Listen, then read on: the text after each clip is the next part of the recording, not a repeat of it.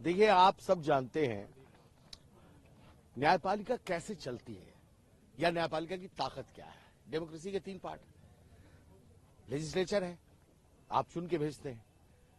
कौन चुनता है? पब्लिक। उसके बाद क्या आता है? एग्जीक्यूटिव। उसी में चुने में से कुछ लोग एग्जीक्यूटिव में आते हैं। और तीसरा पार्ट है न्यायपालिका। न्यायपालिका की ताकत कौन है? पब्लिक। तीनों पूरी इंटायर नेशन जो डेमोक्रेटिक सिस्टम है उसकी ताकत है पब्लिक।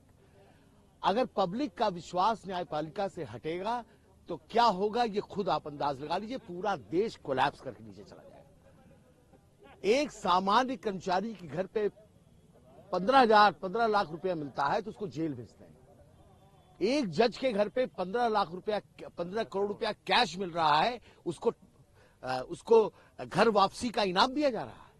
क्या हाईकोर्ट, इलाहाबाद हाईकोर्ट क्या डस्टबिन है, कचरा बिन है?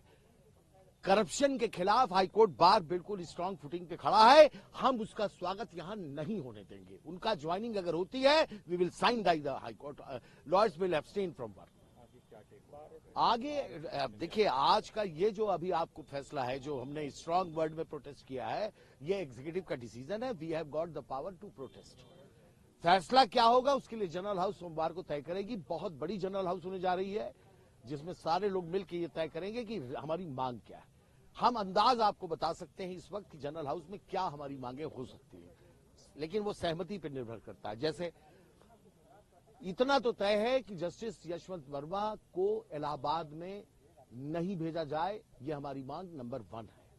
नंबर 2, किसी तरह की अब कोई जांच की आवश्यकता नहीं है, क्योंकि अगर जस्टिस वर्मा कोई एक्सप्लेनेशन देते हैं उससे पब्लिक फेथ रिस्टोर नहीं हो सकता। पब्लिक फेथ पूरी तरह से डैमेज हो चुका है। अगर पब्लिक हट गई इस न्यायपालिका से तो माफियाओं का राज्य होगा। लोग माफियाओं के दरबार में न्याय मांगने जाएंगे। तो क्या हिंदुस्तान की सरकार चुप बैठ रही है, मौन है, खामोश है? ये न्यायपालिका खामोश है? क्या पब्लिक फेथ बचाने की जिम्मेदारी सिर्फ लॉयर्स की है, जजेस की नहीं है? ऑनरेबल सुप्रीम कोर्ट ने जो ये कोलिजियम ने डिसीजन लिया है, हम उसके अगेंस्ट हैं, हम उसके खिलाफ प्रदर्शन कर रहे हैं। अगर वो आते हैं तो उसके बाद वो ज्वाइनिंग यहां अगर होती है, उनका स्वागत यहां होगा तो हाईकोर्ट को हम साइन डाई क्लोज करेंगे। इम्पैक्ट ये समझिए कि फिर हाईकोर्ट में, उनके कोर्ट में, अदालत में अनिल तिवारी अगर बहस करने खड़े हैं तो अनिल तिवारी को यह लगेगा पता नहीं दूसरे साइड से कितना पैसा लिया इन्होंने। क्या होगा आप बताइए? क्या पीछे बैठा हुआ मुवक्किल ये नहीं कह देगा कि भैया ये वही जज हैं जो पैसा लेते 15 करोड़ वाले? क्या होगा न्यायपालिका का? आज ये लड़ाई हमारी वकीलों की नहीं है, ये न्यायपालिका को हम बचाने की कोशिश कर रहे हैं। हमारा पिलर है ये न्यायपालिका। वो चीज है जिसको अगर डैमेज हुआ तो इसका फिर हिंदुस्तान में कुछ नहीं बचेगा। न डेमोक्रेसी बचेगी, न स्वतंत्रता बचेगी, कुछ भी बचेगा नहीं। दोबारा गुलाम होना चाहते हैं क्या? सब कुछ न्यायपालिका। मेरी दूसरी बात यह है कि मैं तो एक और आगे, एक स्टेप की आगे की बात कर रहा हूं।